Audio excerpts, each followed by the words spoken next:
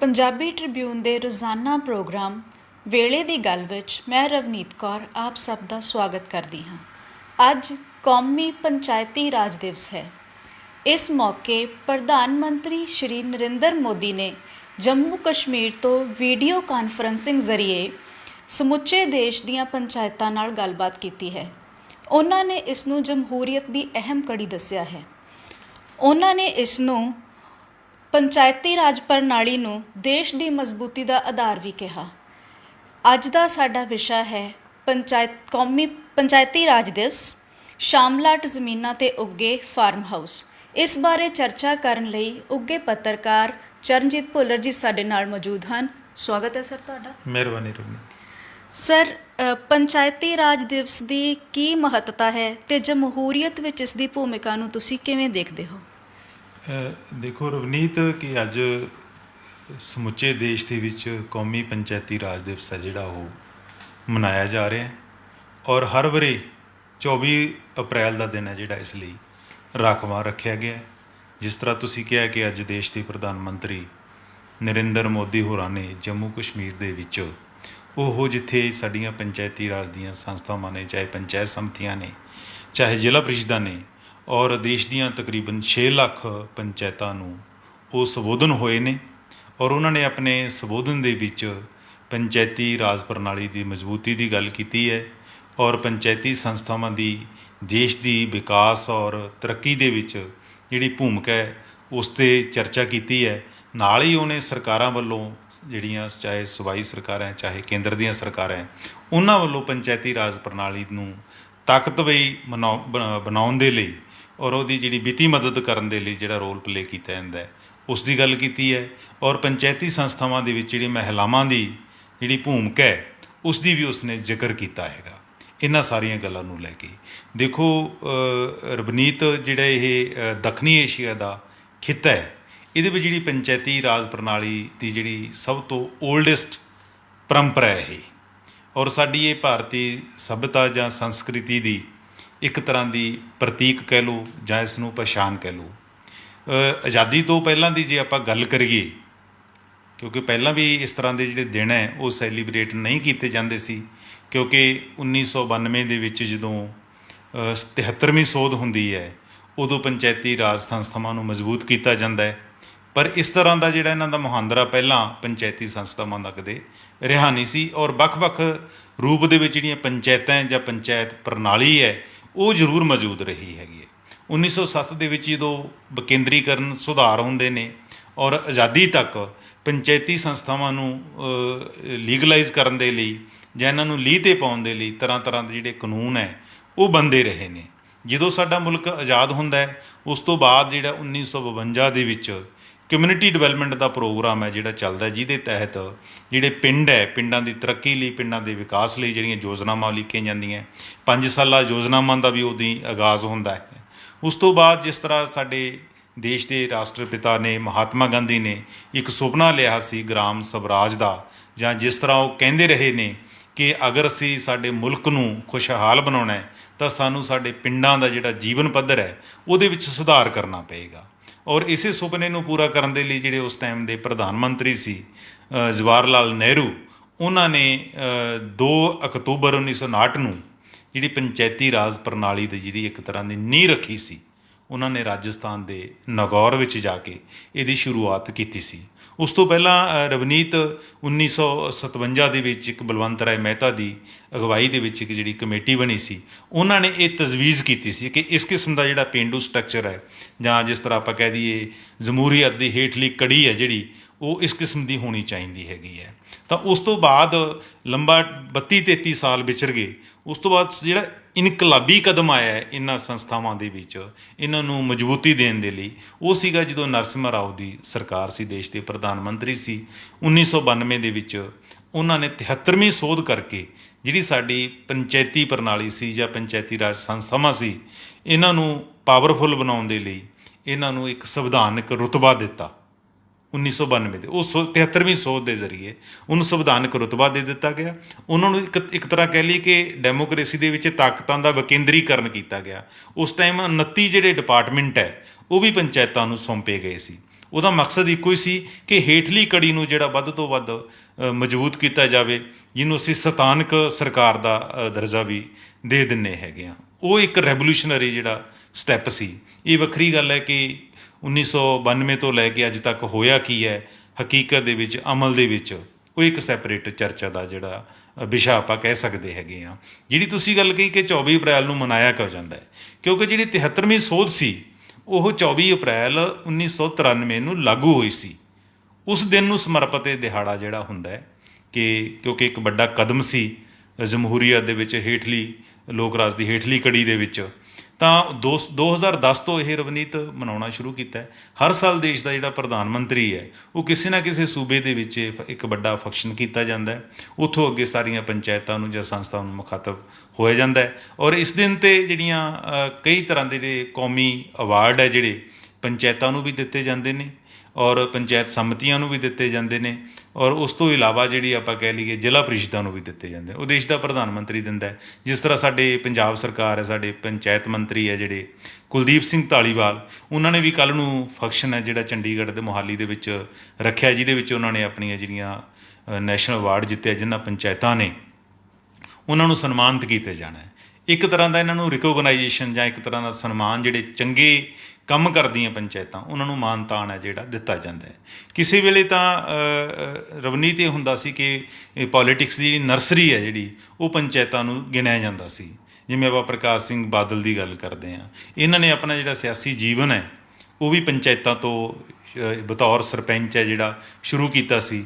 ਮੁੱਖ ਮੰਤਰੀ ਰਹੇ ਮਰਹੂਮ ਬੇਅੰਤ ਸਿੰਘ ਸੀ, ਉਹਨਾਂ ਨੇ ਵੀ ਆਪਣਾ ਜਿਹੜਾ ਆਪਣਾ ਪੋਲੀਟਿਕਸ ਦਾ ਸ਼ੁਰੂਆਤ ਹੈ ਉਹ ਪਿੰਡ ਦੀ ਸਰਪੰਚੀ ਤੋਂ ਕੀਤੀ ਸੀ। ਇਸ ਤਰ੍ਹਾਂ ਅਕਾਲੀ ਦਲ ਦੇ ਵਿੱਚ ਤਾਂ ਬਹੁਤ ਸਾਰੇ ਪੋਲੀਟੀਸ਼ੀਅਨ ਅਜੇ ਵੀ ਹੈਗੇ ਨੇ ਜਿਨ੍ਹਾਂ ਦੀ ਸ਼ੁਰੂਆਤ ਪੰਚਾਇਤੀ ਸੰਸਥਾਵਾਂ ਦੀ ਕਿਸੇ ਨਾ ਕਿਸੇ ਨੁਮਾਇੰਦਗੀ ਤੋਂ, ਕਿਸੇ ਨਾ ਕਿਸੇ ਅਹੁਦੇ ਤੋਂ ਹੋਈ ਹੈ। ਪਰ ਗਿਲਾ ਇੱਕ ਕਿਹਾ ਜਾ ਸਕਦਾ, ਜਿਸ ਤਰ੍ਹਾਂ ਆਪਾਂ ਕਹਿੰਦੇ ਨੇ ਕਿ ਪਿੰਡ ਹੈ ਜਿਹੜੇ ਉਹ ਹਮੇਸ਼ਾ ਦੇਸ਼ ਦੀ ਬਾਂਹ ਫੜਦਾ। ਚਾਹੇ ਆਪਾਂ ਕਰੋਨਾ ਕਾਲ ਦੇ ਵਿੱਚ ਦੇਖਿਆ ਹੈਗਾ, ਚਾਹੇ ਜਦੋਂ ਵੀ ਸੰਕਟ ਪੈਂਦਾ ਹੈ, ਚਾਹੇ ਸਿਕਿਉਰਿਟੀ ਦਾ ਇਸ਼ੂ ਆਉਂਦਾ ਹੈ, ਦੇਸ਼ ਦੇ ਜਿਹੜੇ ਪਿੰਡ ਹੈ ਉਹ ਮਤਲਬ ਅੱਗੇ ਧੜ ਬਣ ਕੇ ਦੇਸ਼ ਦੇ ਅੱਗੇ ਖੜ੍ਹਦੇ ਹੈਗੇ ਨੇ ਸਿਕਿਉਰਿਟੀ ਦੇ ਲਈ। ਪਰ ਕਦੇ ਵੀ ਐਂ ਨਹੀਂ ਹੁੰਦਾ ਕਿ ਜਿਹੜਾ ਮੁਲਕ ਹੈ ਉਹਨੇ ਪਿੰਡਾਂ ਦੀ ਬਾਂਹ ਫੜੀ ਹੋਵੇ। ਅੱਜ ਜਿਹੜੇ ਪੋਲੀਟਿਕਸ ਦੇ ਵਿੱਚ ਦੇਸ਼ ਦੀ ਸਿਆਸਤ ਹੈ, ਚਾਹੇ ਸੂਬਾਈ ਸਿਆਸਤ ਹੈ, ਉਹਦੇ ਵਿੱਚ ਜਿਹੜੇ ਵਿਗਾੜ ਪੈਦਾ ਹੋਏ ਨੇ ਤਰ੍ਹਾਂ ਦੇ, ਉਹਨਾਂ ਵਿਗਾੜਾਂ ਦਾ ਝਲਕਾਰਾ ਹੀ ਸਾਨੂੰ ਅੱਜ ਪੰਚਾਇਤੀ ਰਾਜ ਦੀਆਂ ਜਿਹੜੀ ਸੰਸਥਾਵਾਂ ਹੈ, ਪਿੰਡਾਂ ਦੀਆਂ ਪੰਚਾਇਤਾਂ ਦੇ ਵਿੱਚ ਦੇਖਣ ਨੂੰ ਮਿਲ ਗਿਆ। ਕੋਈ ਵਕਤ ਹੁੰਦਾ ਸੀ ਕਿ ਪੰਚਾਇਤਾਂ ਜਿਹੜੀਆਂ ਉਹ ਸਿਆਸਤ ਤੋਂ ਪੂਰੀ ਤਰ੍ਹਾਂ ਨਿਰਲੇਪ ਹੁੰਦੀਆਂ ਸੀ। ਪਿੰਡ ਦਾ ਜਿਹੜਾ ਵਿਕਾਸ ਹੈ, ਜਿਹੜਾ ਪਿੰਡ ਦਾ ਭਾਈਚਾਰਾ ਹੈ, ਉਹਨੂੰ ਕਾਇਮ ਰੱਖਣ ਦੇ ਲਈ ਪੰਚਾਇਤਾਂ ਦਾ ਜਿਹੜਾ ਅਹਿਮ ਰੋਲ ਹੁੰਦਾ ਸੀ। ਮੇਰਾ ਆਪਣਾ ਪਿੰਡ ਮੰਡੀ ਕਲਾਂ ਬਠਿੰਡਾ ਦੇ ਵਿੱਚ, ਸਾਡੇ ਪਿੰਡ ਦੇ ਜਿਹੜੇ ਪੁਰਾਣੇ ਸਰਪੰਚ ਹੈ ਉਹਨਾਂ ਬਾਰੇ ਇਹ ਕਿਹਾ ਜਾਂਦਾ ਸੀਗਾ ਕਿ ਉਹਨਾਂ ਦੇ ਹੁੰਦੇ ਪਿੰਡ ਦਾ ਜਿਹੜੇ ਸੰਬੰਧਿਤ ਥਾਣੇ ਦਾ ਥਾਣੇਦਾਰ ਹੈ ਉਹ ਪਿੰਡ ਦੇ ਵਿੱਚ ਇੰਟਰ ਨਹੀਂ ਹੋ ਸਕਦਾ ਸੀ। ਅਤੇ ਪਿੰਡਾਂ ਦੇ ਬਹੁਤ ਸਾਰੇ ਜਿਹੜੇ ਮਸਲੇ ਹੈ ਉਹ ਕੋਰਟਾਂ ਕਚਹਿਰੀਆਂ 'ਚ ਜਾਂਦੇ ਸੀ। ਬਹੁਤ ਇੱਕਾ ਦੁੱਕਾ ਮਸਲਾ ਜਿਹੜਾ ਕੋਈ ਸਾਲ ਦੇ ਵਿੱਚ ਉਹ ਥਾਣੇ ਜਾਂਦਾ ਸੀ।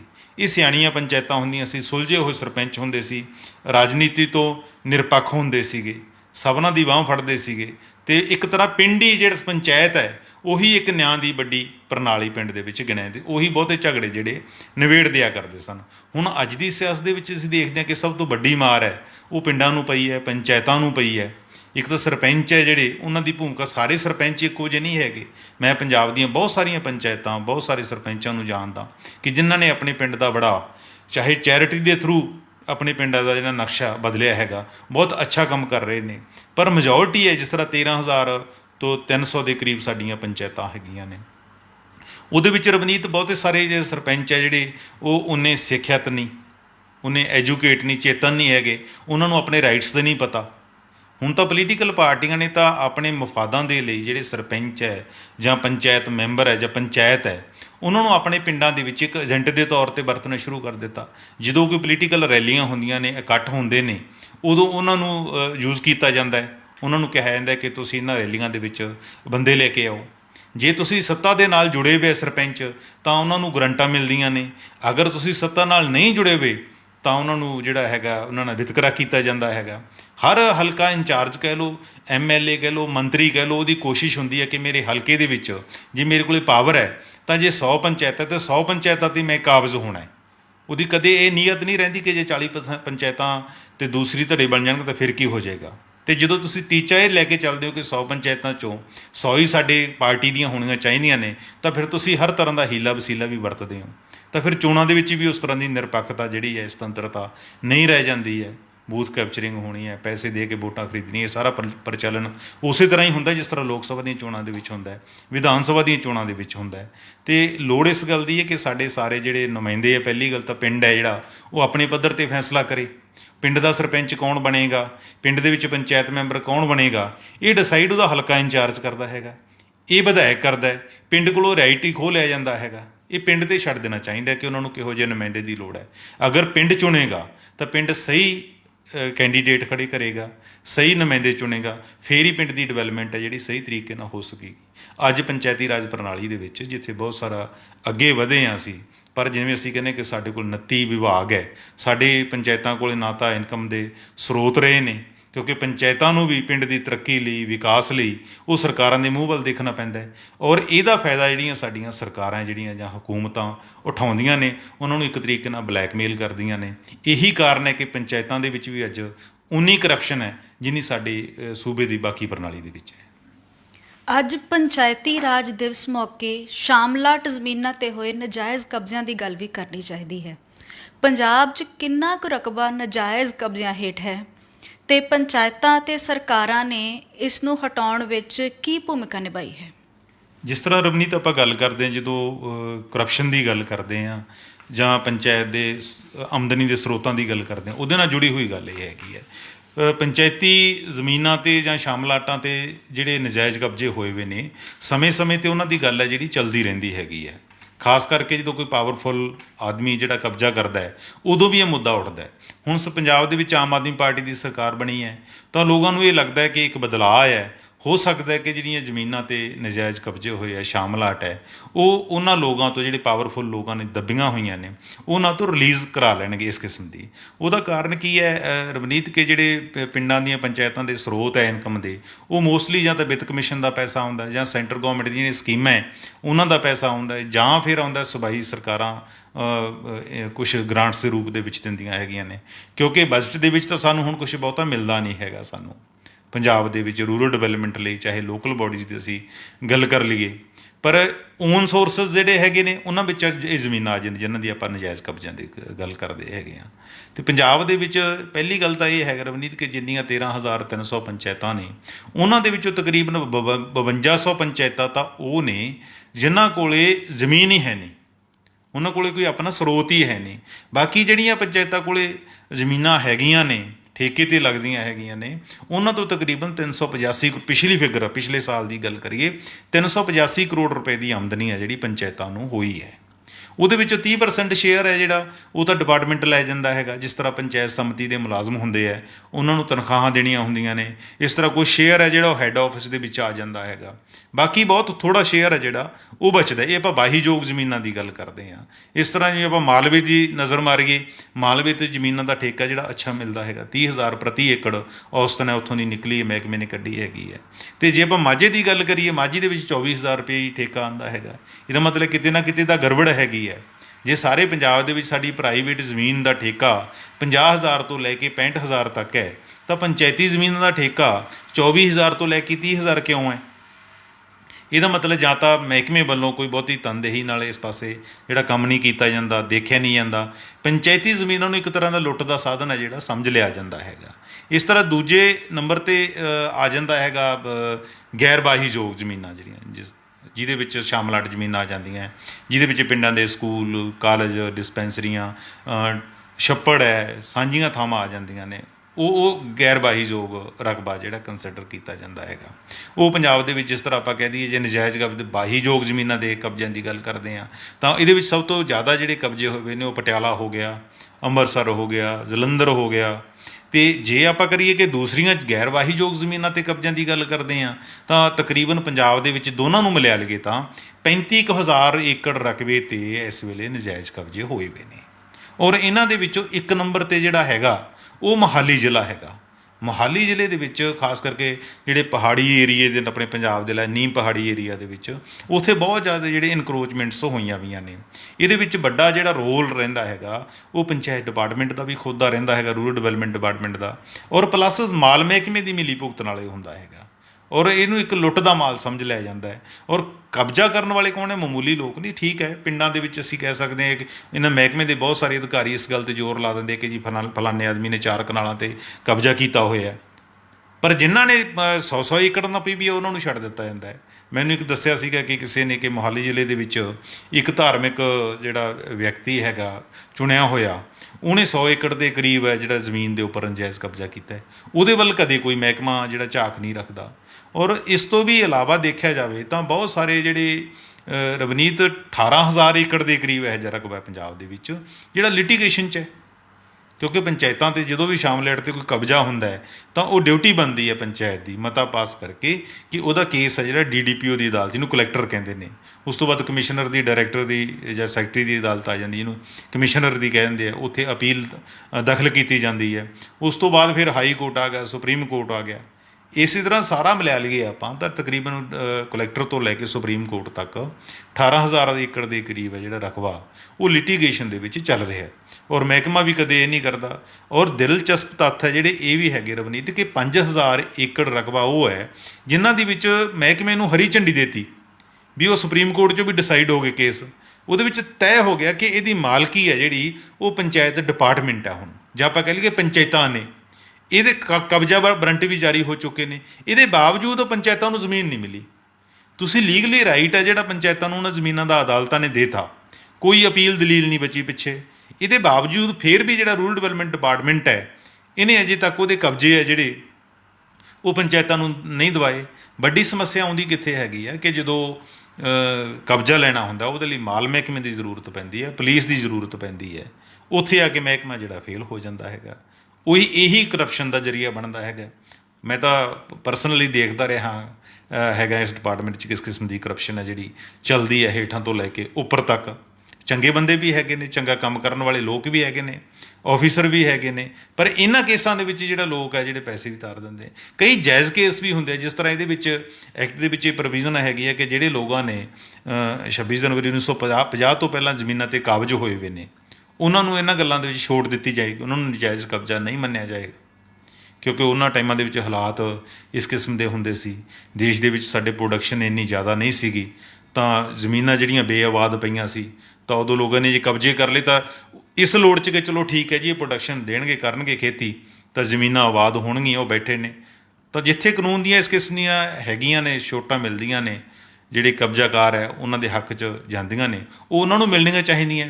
ਕਾਨੂੰਨ ਜਿਨ੍ਹਾਂ ਦੇ ਪੱਖ 'ਚ ਖੜ੍ਹਦਾ ਹੈ, ਜੇ ਕਾਨੂੰਨ ਪੰਚਾਇਤਾਂ ਦੇ ਪੱਖ 'ਚ ਖੜ੍ਹਿਆ ਤਰਕ ਦੇ ਆਧਾਰ 'ਤੇ, ਤਾਂ ਉਹ ਪੰਚਾਇਤਾਂ ਦੇ ਹਵਾਲੇ ਹੋਣੇ ਚਾਹੀਦੀਆਂ। ਇਸ ਕਰਕੇ ਇਹਦੇ ਲਈ ਜ਼ਰੂਰਤ ਇਹ ਹੀ ਹੈ ਕਿ ਜਿਹੜੇ ਕਬਜ਼ਾ ਵਾਰੰਟ ਹੋਏ ਆ, ਜਿਹਨੇ ਲਿਟੀਗੇਸ਼ਨ ਖਤਮ ਹੋ ਗਈ ਹੈ, ਉਹ ਪੰਚਾਇਤਾਂ ਹਵਾਲੇ ਹੁਣ ਸਰਕਾਰ ਇੱਦਾਂ ਕਰੇ, ਜਾਂ ਜਿਹੜੇ ਕੇਸ ਅਦਾਲਤਾਂ 'ਚ ਚੱਲਦੇ ਨੇ ਇਹਨਾਂ ਦੇ, ਉਹਨਾਂ ਦਾ ਸਪੀਡੀ ਟਰਾਇਲ ਜਿਹੜਾ ਹੋਣਾ ਚਾਹੀਦਾ। ਇਸ ਕਿਸਮ ਦੀ ਜਿਵੇਂ ਹੁਣ ਫੋਕਲ ਪੁਆਇੰਟਾਂ ਦੀਆਂ ਜ਼ਮੀਨਾਂ ਪਿੰਡਾਂ ਦੇ ਵਿੱਚ, ਉਹ ਫੋਕਲ ਪੁਆਇੰਟ ਹੁਣ ਬੇਆਬਾਦ ਪਏ ਨੇ, ਉਹਨਾਂ ਨੂੰ ਯੂਜ਼ ਕੀਤਾ ਜਾ ਸਕਦਾ। ਇਸ ਕਰਕੇ ਜੇ ਪੰਚਾਇਤੀ ਰਾਜ ਦਿਵਸ ਅਸੀਂ ਸੈਲੀਬ੍ਰੇਟ ਕਰ ਰਹੇ ਹਾਂ ਤਾਂ ਇਹਨਾਂ ਮੌਕਿਆਂ 'ਤੇ ਸਾਡੇ ਜਿਹੜੇ ਸਟੇਟ ਦੇ ਵਜ਼ੀਰ ਹੈ ਜਾਂ ਮਹਿਕਮਾ ਦੇ ਉੱਚ ਅਧਿਕਾਰੀ ਹੈ ਉਹਨਾਂ ਨੂੰ ਨਵੇਂ ਸਿਰੇ ਤੋਂ ਚਾਕ ਆਊਟ ਕਰਨਾ ਚਾਹੀਦਾ, ਕੋਈ ਰੋਡ ਮੈਪ ਬਣਾਉਣਾ ਚਾਹੀਦਾ ਇਸ ਕਿਸਮ ਦਾ। ਮਾਣਯੋਗ ਹਾਈ ਕੋਰਟ ਨੇ ਨਜਾਇਜ਼ ਕਬਜ਼ਿਆਂ ਦੀ ਜਾਂਚ ਲਈ ਜਸਟਿਸ ਰਣਜੀਤ ਸਿੰਘ ਹੋਰਾਂ ਦੀ ਅਗਵਾਈ ਵਿੱਚ ਕਮਿਸ਼ਨ ਬਣਾਇਆ ਸੀ। ਇਸ ਕਮਿਸ਼ਨ ਦੀ ਰਿਪੋਰਟ ਵੀ ਆ ਗਈ ਹੈ। ਇਸ 'ਤੇ ਕੋਈ ਅਮਲ ਹੋਇਆ ਹੈ ਜਾਂ ਨਹੀਂ? ਅਮਲ ਤਾਂ ਰਵਨੀਤ ਇੰਨਾ ਕੁ ਹੈਗਾ ਕਿ ਜਿਸ ਤਰ੍ਹਾਂ ਬਾਕੀ ਕੇਸਾਂ ਦੇ ਵਿੱਚ ਅਮਲ ਹੋਣਾ ਸੀ ਉਸ ਤਰ੍ਹਾਂ ਇਸ ਕੇਸ ਨੂੰ ਲੈ ਲਿਆ ਗਿਆ। 2013-14 ਦੇ ਵਿੱਚ ਜਦੋਂ ਮਾਨਯੋਗ Punjab and Haryana high court ਨੇ ਦੇਖਿਆ ਕਿ ਨਜਾਇਜ਼ ਕਬਜ਼ਿਆਂ ਦੇ ਇਸ ਕਿਸਮ ਦੇ ਕੇਸਾਂ ਦੀ ਜਿਹੜੀ ਗਿਣਤੀ ਬਹੁਤ ਜ਼ਿਆਦਾ ਵੱਧ ਰਹੀ ਹੈ, ਖਾਸ ਕਰਕੇ ਮੋਹਾਲੀ ਦੇ ਵਿੱਚ, ਜਿਸ ਤਰ੍ਹਾਂ ਆਪਾਂ 35,000 ਏਕੜ ਦੀ ਗੱਲ ਕੀਤੀ ਹੈ, ਉਹਦੇ ਵਿੱਚੋਂ ਤਕਰੀਬਨ 20,000 ਏਕੜ ਰਕਬਾ ਜਿਹੜਾ ਉਹ ਇਕੱਲਾ ਮੋਹਾਲੀ ਜ਼ਿਲ੍ਹੇ ਦਾ ਹੈਗਾ। ਅਤੇ 2013-14 ਦੇ ਵਿੱਚ ਹਾਈ ਕੋਰਟ ਦੇ ਹੁਕਮਾਂ 'ਤੇ ਜਸਟਿਸ ਰਣਜੀਤ ਸਿੰਘ ਦੀ ਅਗਵਾਈ ਦੇ ਵਿੱਚ ਇੱਕ ਕਮਿਸ਼ਨ ਬਣਿਆ ਸੀ, ਜਿਨ੍ਹਾਂ ਵੀ ਚੰਡੀਗੜ੍ਹ ਦੇ ਆਸ-ਪਾਸ ਦੀ ਪੰਚਾਇਤੀ ਜ਼ਮੀਨਾਂ ਪਈਆਂ ਨੇ ਉਹਦਾ ਰਿਕਾਰਡ ਫਰੋਲਿਆ, ਉਸ ਦੀ ਜਾਂਚ ਕੀਤੀ ਸੀ। ਔਰ ਉਹਨਾਂ ਨੇ 36 ਪਿੰਡਾਂ ਦੀ ਜ਼ਮੀਨ ਦੇ ਵਿੱਚ ਇਹ ਕਿਹਾ ਸੀਗਾ ਕਿ 18,000 ਏਕੜ ਰਕਬੇ 'ਤੇ ਨਜਾਇਜ਼ ਕਬਜ਼ੇ ਨੇ। ਜਿਸ ਤਰ੍ਹਾਂ ਨਵਜੋਤ ਸਿੱਧੂ ਵੀ ਪਹਿਲਾਂ ਕਹਿੰਦੇ ਰਹੇ ਨੇ ਕਿ ਇਹਨਾਂ ਦੇ ਵਿੱਚ 2-3 ਜਿਹੜੇ ਸਾਬਕਾ ਮੁੱਖ ਮੰਤਰੀ ਵੀ ਨੇ ਪਰ ਉਹਨਾਂ ਦੀ ਪੜਤਾਲ ਕੌਣ ਕਰੂਗਾ? ਜੇ ਤੁਸੀਂ ਇੱਧਰ ਨਿਊ ਚੰਡੀਗੜ੍ਹ ਤੋਂ ਅੱਗੇ ਚਲੇ ਜਾਓ ਰਵਨੀਤ, ਤਾਂ ਦੇਖੋਗੇ ਕਿ ਕਿੰਨੇ ਫਾਰਮ ਹਾਊਸ ਨੇ। ਤਾਂ ਇਹ ਜਾਣਨਾ ਬਣਦਾ ਕਿ ਪਹਿਲੀ ਗੱਲ ਤਾਂ ਰਿਪੋਰਟ ਹੀ ਨਸਰ ਹੋਣੀ ਚਾਹੀਦੀ ਹੈਗੀ ਹੈ ਕਿ ਕਿਹੜੇ ਕਿਹੜੇ VIP ਲੋਕ ਹੈ। ਸਾਰੇ ਬਿਊਰੋਕਰੇਟਾਂ ਨੇ ਆਪਣੇ ਵੱਡੇ ਵੱਡੇ ਜਿਹੜੇ ਫਾਰਮ ਹਾਊਸ ਹੈ, ਪੁਲਿਸ ਆਫੀਸਰਸ ਨੇ, ਔਰ ਚੰਗੇ ਚੰਗੇ ਪੋਲੀਟੀਸ਼ੀਅਨਾਂ ਦੇ ਜਿਹੜੇ ਫਾਰਮ ਹਾਊਸ ਹੈ ਉਹ ਸ਼ਾਮਲਾਟ ਜ਼ਮੀਨਾਂ 'ਤੇ ਬਣੇ ਹੋਏ ਨੇ। ਔਰ ਦਿਲਚਸਪ ਗੱਲ ਹੈ ਕਿ ਜਦੋਂ 1990 ਤੋਂ ਵਰਤਾਰਾ ਸ਼ੁਰੂ ਹੁੰਦਾ ਹੈ ਨਜਾਇਜ਼ ਕਬਜ਼ਿਆਂ ਵਾਲਾ, 2010 ਤੱਕ ਮੋਹਾਲੀ ਜ਼ਿਲ੍ਹੇ ਦੇ ਵਿੱਚ ਬਹੁਤ ਸਾਰੇ ਕੇਸਾਂ ਦੇ ਵਿੱਚ ਜਿਹੜੇ ਨਜਾਇਜ਼ ਕਬਜ਼ੇ ਸੀ ਉਹਨਾਂ ਨੇ ਲੀਗਲਾਈਜ਼ ਵੀ ਕਰਾ ਲਏ। ਇੱਕ ਤਾਂ ਇਹ ਕਿ ਤੁਸੀਂ ਨਜਾਇਜ਼ ਕਬਜ਼ਾ ਕੀਤਾ ਹੈ ਪਰ ਰਿਕਾਰਡ 'ਚੋਂ ਪੰਚਾਇਤ ਡਿਪਾਰਟਮੈਂਟ ਦੇ ਨਾਂ ਜ਼ਮੀਨ ਬੋਲਦੀ ਹੈਗੀ ਆ। ਦੂਸਰਾ ਇਹ ਹੈ ਕਿ ਜ਼ਮੀਨ ਪੰਚਾਇਤ ਦੀ ਹੈ ਪਰ ਤੁਸੀਂ ਹੁੱਕ ਐਂਡ ਕਰੁੱਕ ਜਿਹੜੀ ਉਹ ਜ਼ਮੀਨ ਹੈ ਆਪਣੇ ਨਾਂ 'ਤੇ ਪਹਿਲਾਂ ਕਾਬਜ਼ ਹੋਏ, ਫਿਰ ਤੁਸੀਂ ਆਪਣੇ ਨਾਂ 'ਤੇ ਮਾਲਕੀ ਵੀ ਤਬਦੀਲ ਕਰਾ ਲਈ ਹੈਗੀ ਆ। ਤਾਂ ਬਹੁਤ ਸਾਰੇ ਪੋਲੀਟੀਸ਼ੀਅਨਾਂ ਦੇ, ਬਹੁਤ ਸਾਰੇ ਪੁਲਿਸ ਅਫਸਰਾਂ ਦੇ, ਸਿਵਲ ਦੇ ਅਧਿਕਾਰੀਆਂ ਦੇ ਜਿਹੜੇ ਵੱਡੇ ਵੱਡੇ ਫਾਰਮ ਹਾਊਸ ਹੈ ਜਿਹੜੇ ਉਹ ਦੇਖੇ ਜਾ ਸਕਦੇ ਨੇ। ਜਿੱਥੋਂ ਤੱਕ ਅਮਲ ਦੀ ਗੱਲ ਕਹੀ ਹੈ, ਉਸ ਟਾਈਮ ਇਹ ਵੀ ਇੱਕ ਤਜਵੀਜ਼ ਕੀਤਾ, ਰਿਕਮੈਂਡ ਕੀਤਾ ਸੀਗਾ ਕਿ ਸਪੈਸ਼ਲ ਜਿਹੜੇ ਕਮਿਸ਼ਨਰ ਅਪੁਆਇੰਟ ਕਰਕੇ ਜਾਂ ਕਲੈਕਟਰ ਲਾ ਕੇ ਇਹਨਾਂ ਨੇ ਕਿਹਾ ਸੀ ਕਿ ਨਜਾਇਜ਼ ਕਬਜ਼ੇ ਜਿਹੜੇ ਹਟਾਏ ਜਾਣ। ਤਾਂ ਇੱਕਾ ਦੁੱਕਾ ਕੇਸ ਹੋਏ ਵੀ ਹੈ, ਫਿਰ ਕਹਿ ਬਹਾਨਾ ਲੈ ਲੈਂਦੇ ਕਿ ਜੀ ਹੁਣ ਕੋਵਿਡ ਆ ਗਿਆ, ਇਹਦੇ ਵਿੱਚ ਅਸੀਂ ਕਰਾ ਨਹੀਂ ਸਕੇ। ਤਾਂ ਨਵੀਂ ਸਰਕਾਰ ਹੈ, ਖਾਸ ਕਰਕੇ ਮੁੱਖ ਮੰਤਰੀ ਭਗਵੰਤ ਮਾਨ ਜੀ ਔਰ ਇਹਨਾਂ ਦੇ ਜਿਹੜੇ ਦਿਹਾਤੀ ਵਿਕਾਸ ਮੰਤਰੀ ਹੈ ਕੇਵਲ ਕੁਲਦੀਪ ਧਾਲੀਵਾਲ ਜੀ, ਹੁਣ ਉਹਨਾਂ ਦੀ ਇੱਕ ਤਰ੍ਹਾਂ ਦੀ ਇੱਕ ਪਰਖ ਹੋਏਗੀ ਕਿ ਉਹ ਜਸਟਿਸ ਕੁਲਦੀਪ ਸਿੰਘ ਦੀ ਜਿਹੜੀ ਰਿਪੋਰਟ ਹੈ ਉਹਦੀਆਂ ਜਿਹੜੀਆਂ ਰਿਕਮੈਂਡੇਸ਼ਨ ਹੈ ਜੀ ਉਹਨਾਂ ਨੂੰ ਕਿੰਨਾ ਕੁ ਲਾਗੂ ਕਰਦੇ ਨੇ ਔਰ ਕਿੰਨੇ ਕੁ ਫਾਰਮ ਹਾਊਸਾਂ 'ਤੇ ਨਿਗਾਹ ਰੱਖ ਕੇ ਆਇਡੈਂਟੀਫਾਈ ਕਰਕੇ ਉਹ ਖਾਲੀ ਕਰਾਉਂਦੇ ਨੇ। ਅਗਰ ਉਹ ਸ਼ੁਰੂਆਤ ਇਹਨਾਂ ਫਾਰਮ ਹਾਊਸਾਂ ਤੋਂ ਕਰਨਗੇ ਤਾਂ ਪੰਜਾਬ ਦੇ ਵਿੱਚ ਬਹੁਤ ਸਾਰੀਆਂ ਜਿਹੜੀਆਂ ਜ਼ਮੀਨਾਂ ਇਲੀਗਲ ਕਬਜ਼ੇ ਹੋਣਗੀਆਂ ਉਹ ਆਪਣੇ ਆਪ ਛੁੱਟ ਜਾਣਗੀਆਂ। ਵਡਮੁੱਲੀ ਵਿਚਾਰ ਚਰਚਾ ਲਈ ਸ਼ੁਕਰੀਆ ਸਰ। ਮਿਹਰਬਾਨੀ ਜੀ, ਮਿਹਰਬਾਨੀ। ਵੇਲੇ ਦੀ ਗੱਲ ਵਿੱਚ ਫਿਲਹਾਲ ਇੰਨਾ ਹੀ। ਇਜਾਜ਼ਤ ਦਿਓ। ਸ਼ੁਕਰੀਆ।